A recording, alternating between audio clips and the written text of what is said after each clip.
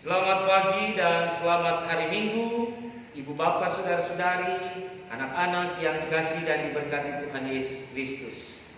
Saya berharap saudara-saudara ada di dalam keadaan yang sehat, penuh dengan sukacita dalam kebersamaan keluarga pada hari ini. Ketika kita bersama duduk dalam ibadah hari Minggu di tengah-tengah rumah tangga kita bersama. Saudara-saudara, mari kita membuka Alkitab kita, menyiapkan bacaan Alkitab pada hari ini yang terambil dari kitab Yehezkiel pasal 36 ayat 1 sampai ayat yang ke-7. Yehezkiel 36 ayat 1 sampai ayatnya yang ke-7. Jika kita sudah menemukan bacaan Alkitab ini, mari kita satu di dalam doa, mohon bimbingan dari Roh Tuhan. Kita berdoa. Tuhan, kami akan baca firman-Mu dan merenungkannya bersama-sama. Tuhan, tolong kami supaya firman-Mu ini dapat menjadi rema di dalam kehidupan kami sebagai orang percaya. Terima kasih Bapa untuk kesempatan kami boleh kembali ibadah dalam ibadah hari Minggu di tengah-tengah keluarga kami masing-masing. Bersabdalah ya Kristus, kami siap mendengarkannya. Amin. Yehezkiel 36 ayat 1 sampai ayat yang ke-7 menyatakan demikian. Hai engkau anak manusia, bernubuatlah mengenai gunung-gunung Israel dan katakanlah, hai gunung-gunung Israel, dengarlah firman Tuhan. Beginilah firman Tuhan Allah. Oleh karena musuh itu berkata mengenai kamu, syukur, bukit-bukit dari dahulu kala sudah menjadi milik kita.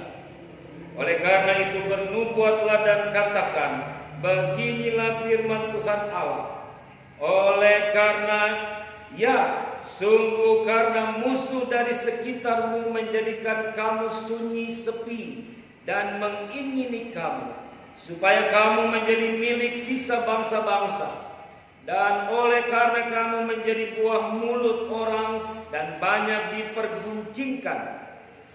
Oleh karena itu, hai gunung-gunung Israel, dengarlah firman Tuhan Allah kepada gunung-gunung dan bukit-bukit, kepada alur-alur sungai dan lembah-lembah, kepada reruntuhan-reruntuhan yang sunyi sepi, dan kepada kota-kota yang sudah ditinggalkan, yang sudah menjadi jarahan dan olok-olokan bagi sisa bangsa-bangsa yang di sekitarnya. Oleh karena itu beginilah firman Tuhan Allah. Aku pasti berfirman dalam api cemburuanku, melawan sisa bangsa-bangsa dan melawan seluruh Edom, yang menentukan tanahku menjadi miliknya, dengan segala rasa sukacita dan rasa penghinaan, sehingga tanahku itu dimilikinya dan dapat habis bicara. Oleh karena itu bernubuatlah mengenai tanah Israel dan katakanlah kepada gunung-gunung dan bukit-bukit, kepada alur-alur sungai dan lembah-lembah, beginilah Allah, firman Tuhan Allah. Sungguh aku berfirman dalam amarah cemburuanku, oleh karena kamu sudah menanggung noda yang ditimbulkan bangsa-bangsa. Oleh sebab itu beginilah firman Tuhan Allah. Aku bersumpah bahwa bangsa-bangsa yang di sekitarmu sendiri pasti akan menanggung noda mereka. Demikianlah bacaan firman Tuhan bagi kita bersama. Saudara-saudara, Nabi Yehezkiel dipercaya, ditugaskan oleh Tuhan Allah untuk mendampingi umat Tuhan dalam proses pembuangan yang kedua di Babilonia atau di Babel. Ketika Yehezkiel melayani umat Tuhan, bangsa ini ada dalam situasi yang paling parah. Mengapa? Karena sebagai bangsa mereka telah dijajah oleh bangsa lain. Mereka kehilangan martabat, harga diri, harkat mereka sebagai sebuah bangsa yang disebut sebagai umat pilihan Allah. Apa yang menyebabkan Israel ada di dalam situasi seperti ini? Karena umat Tuhan ini hidup tidak setia. Mereka hidup di dalam dosa dan pelanggaran-pelanggaran mereka. Mereka melanggar perjanjian di Sinai. Mereka tidak hidup dalam ketaatan dan beriman setia kepada Allah. Oleh sebab itu Tuhan Allah mengirim mereka untuk menjadi budak kembali di tanah Babilonia. Ketika bangsa itu harus menebus dosa mereka, harus membayar pelanggaran yang mereka lakukan dengan masuk di tanah pembuangan di Babel. Tapi Tuhan Allah tidak membiarkan tanah pusaka milik Israel diambil alih, dijarah, dimiliki oleh bangsa lain. Meskipun tanah itu sudah menjadi tanah yang tandus, menjadi reruntuhan, kota-kotanya menjadi sepi karena tidak ada lagi penghuni di dalamnya. Tapi tanah Yerusalem milik pusaka Israel tidak dibiarkan Tuhan Allah untuk diambil oleh orang lain atau bangsa lain. Jadi ada sebuah proses di mana Israel harus masuk di tanah perbudakan, di tanah Babilonia, menjadi umat yang ada di dalam proses untuk menebus dosa mereka sendiri di sana dalam penghukuman Allah. Tapi di sisi lain, Allah tidak biarkan tanah milik pusaka yang ditinggalkan oleh bangsa Israel itu diambil alih oleh bangsa-bangsa lain. Dalam hal ini oleh bangsa Edom. Tuhan bertindak atas niatan dari bangsa-bangsa lain untuk mengambil dan untuk menjarahi, untuk memiliki milik pusaka yang diberikannya kepada umat yang dikasihinya Israel. Saudara-saudaraku yang dikasihi dan diberkati oleh Tuhan, karena itu kepada Nabi Yehezkiel diperintahkan oleh Tuhan, katakan kepada gunung-gunung, bukit-bukit, sungai-sungai, lembah-lembah, bahwa aku akan kembali memberikan sebuah perubahan kepada mereka. Aku akan mengubah, memperbaharui keadaan dari yang tandus, dari yang kering, dari yang sepi, akan ubahkan menjadi tanah yang subur, tanah yang kembali muncul tunas-tunas, menandakan, melambangkan, mensimbolkan sebuah proses kehidupan yang baru akan muncul bagi Israel. Perhatikan ayat 8, saudara. Maka kamu gunung-gunung Israel akan bertunas kembali dan akan memberi buah untuk umatku Israel, sebab mereka akan segera kembali.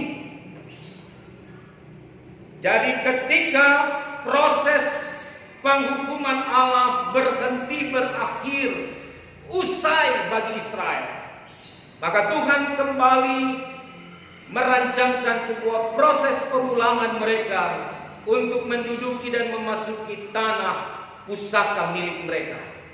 Tapi sebelum kembalinya bangsa ini ke tanah pusaka, maka Tuhan katakan melalui Nabi Yehezkiel, katakan bahwa aku akan membuat sebuah pemulihan. Pemulihan yang dilakukan Tuhan Allah ada dua aspek, saudara. Yang pertama aspek lahiriah, yaitu seperti yang kita baca di ayat 8 tadi. Paling tidak kalau saudara baca di dalam ayat 1 sampai ayat yang ke-15, saudara akan melihat bagaimana proses pemulihan secara lahiriah. Ya, kembalinya Israel dari perbudakan ke tanah pusaka mereka. Tanah pusaka itu kembali disuburkan, kembali dibuat menjadi tanah yang memiliki kehidupan. Secara lahiriah Allah memulihkan. Tetapi di ayat 16 sampai ayat 38 dalam perikop ini, saudara akan melihat sebuah proses yang juga dilakukan oleh Allah dalam pemulihan batiniah. Mengapa Allah harus memulihkan batiniah Israel? Karena dalam bacaan kita juga dikatakan bahwa mereka menjadi bangsa yang diolok-olok, bangsa yang dihina, bangsa yang dicemooh oleh bangsa lain, kehilangan harga diri dan martabat sebagai sebuah bangsa besar. Karena itu Allah akan kembalikan mereka menjadi bangsa yang terhormat, bangsa yang dihargai oleh bangsa lain. Pemulihan Allah kepada Israel tidak setengah-setengah, tidak tanggung-tanggung. Allah memulihkan Israel secara totalitas dalam proses yang dikerjakan Allah bagi mereka. Kekasih-kekasih Tuhan, itu juga yang dilakukan oleh Yesus Kristus bagi saudara dan saya dalam peristiwa Paskah. Allah berinisiatif menghentikan penghukumannya. Allah berinisiatif untuk supaya umat ciptaan tangannya itu tidak terus hidup di dalam dosa, pelanggaran, dan kematian. Karena Ia mencintai dan peduli kepada kita. Oleh sebab itu Allah datang melalui Yesus Kristus. Allah menebus kita. Allah mengangkat kita. Bukan hanya fisik kita dijamin oleh Allah bahwa kita tidak akan mati, tapi kita akan hidup dalam kekekalan. Tetapi secara batinia kita juga dibaharui oleh Yesus Kristus. Sebagai umat yang harusnya mendapatkan cemoohan, mendapatkan hinaan, mendapatkan umpatan dari orang lain karena dosa-dosa kita. Saat ini saya dan saudara diangkat martabatnya menjadi umat pilihan, menjadi umat yang diselamatkan, menjadi umat yang dibaharui oleh Allah untuk menjalani proses kehidupan di dalam keselamatan Tuhan. Kekasih-kekasih Tuhan, karena itulah kalau Israel dipulihkan dan kita dipulihkan oleh Yesus Kristus Tuhan, maka proses yang harus dilakukan ke depan adalah bagaimana kita dapat menjalani kehidupan ini dalam kesetiaan dan ketaatan. Tidak lagi mengecewakan Tuhan, tidak lagi membuat Tuhan bersedih atas hidup dan kehidupan yang kita jalani, tetapi menyukakan hati Tuhan dengan menjalani proses hidup ini di dalam kebenaran firman Tuhan. Hidup kita yang tadinya tandus kering, saat ini seperti tanah yang subur, di mana tunas-tunas itu akan muncul. Kehidupan itu akan lebih indah, asri, dan sejahtera. Apa yang membuatkan hidup kita menjadi asli?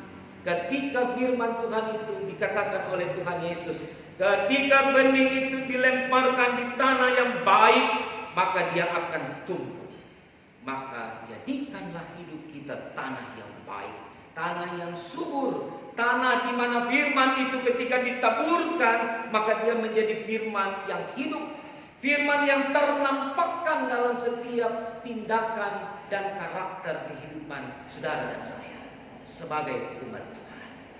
Kekasih-kekasih Tuhan, meskipun kita masih terus ada di dalam keprihatinan, karena kita tidak pernah tahu sampai kapan wabah pandemi COVID-19 ini berakhir, tapi yakinilah bahwa ketika kehidupan dan proses hidup yang kita jalani ini terus ada di dalam tuntunan dan di dalam panduan Tuhan Allah, maka di tengah-tengah keberadaan yang prihatin ini pun Tuhan bisa pakai saudara dan saya untuk memuliakan namanya.